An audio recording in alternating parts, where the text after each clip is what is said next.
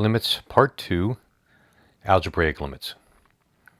Recall that the limit as x goes to a of f of x exists if and only if the limit from the left or less than side of f equals the limit from the right or greater than side of f. So let's evaluate a really simple limit. Let's find the limit as x goes to 2 of x squared. So let me show you what we're supposed to do to understand what's happening.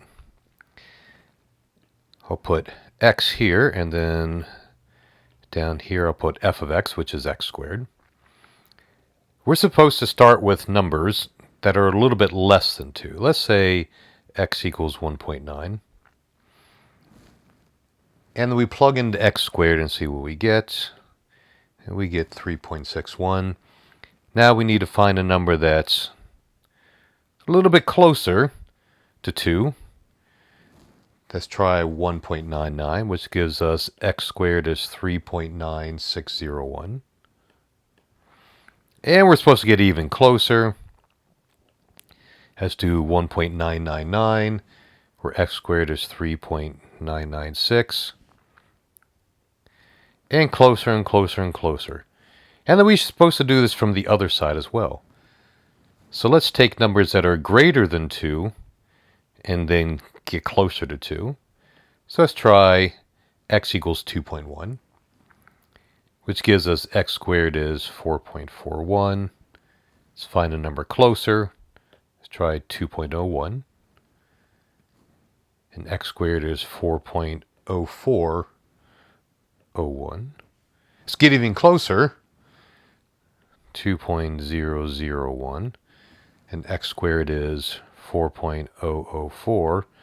And we're supposed to keep getting closer and closer from both sides and seeing, is my y value getting close to the same value from both sides?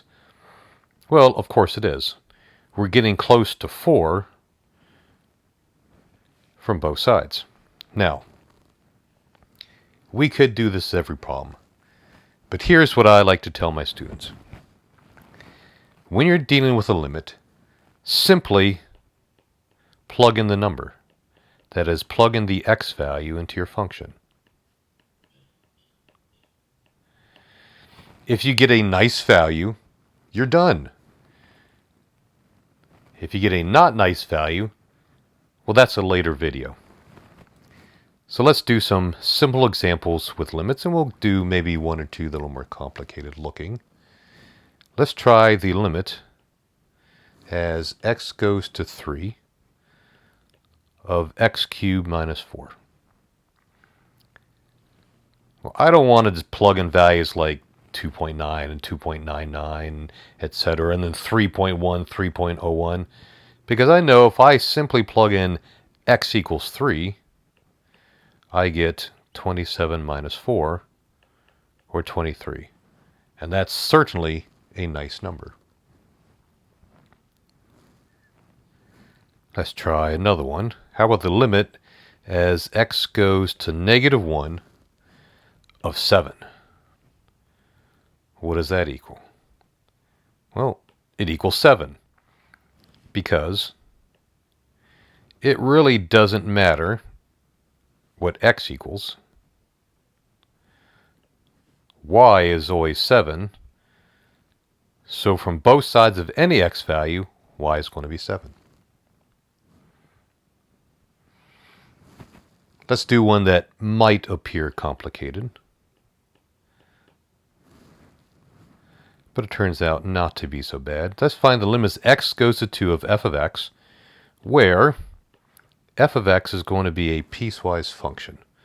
Let's say it's 3x minus 4 when x is less than 2, and 2x plus 1 when x is greater than 2.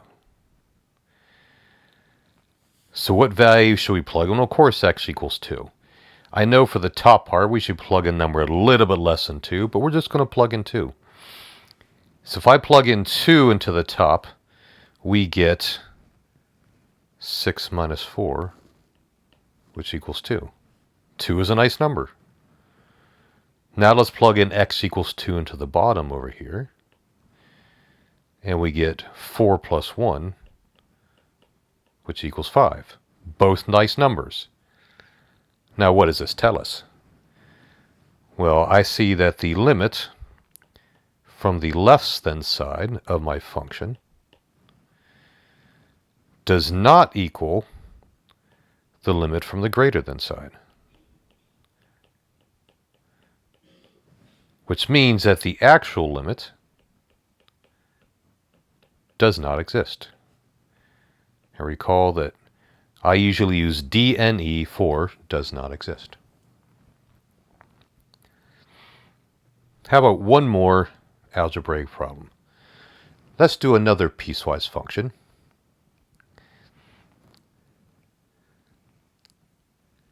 And let's say that we have a function f.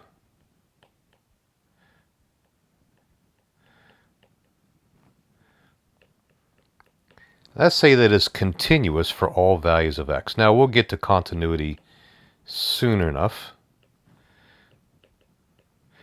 But for now,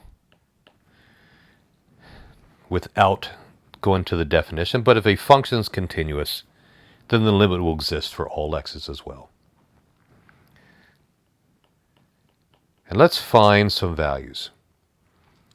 Let's find values of, say, a and b, where a and b are constants, or elements of the real, such that our function is continuous. Or such that the limit exists for all values of x. And let's define our function again as a piecewise function, but in the following manner. Let's say f equals ax plus b when x is less than negative 2. And let's say the function is negative b minus ax minus 10 for x's between negative 2 and 1 inclusive. And then we'll let the function equal negative 3ax squared plus 5b when x is greater than 1.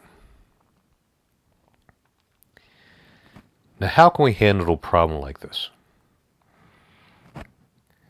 We can go back to our statement. A limit exists if and only if the limit from the left side equals the limit from the right side. So what does that mean? It means that when x goes to negative 2,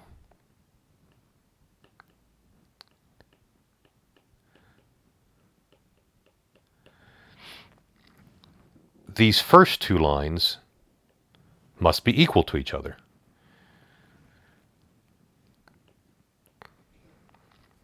Because the limit from the less than side must equal the limit from the greater than negative 2 side.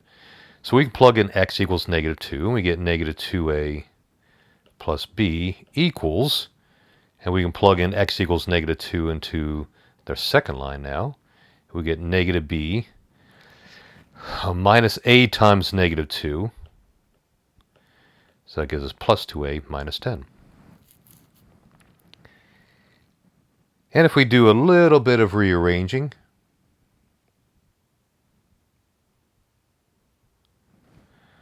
we end up with, let's say, negative 4a plus 2b equals negative 10. Now we have two unknowns, which means we need two equations. How do we get the second equation? We get it from the fact that the limit as x goes to 1 of f of x must also exist, because we say it does, which means that right around x equals 1, the middle equation and the second equation must be equal. So we can plug in x equals 1 into the middle equation gives negative b minus a minus 10. And then if we plug in x equals 1 into our bottom equation, we get negative 3a times 1 squared plus 5b.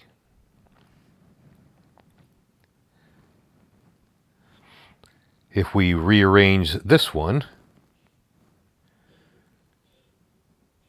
we end up with, let's see, we'll get 2a minus 6b equals 10.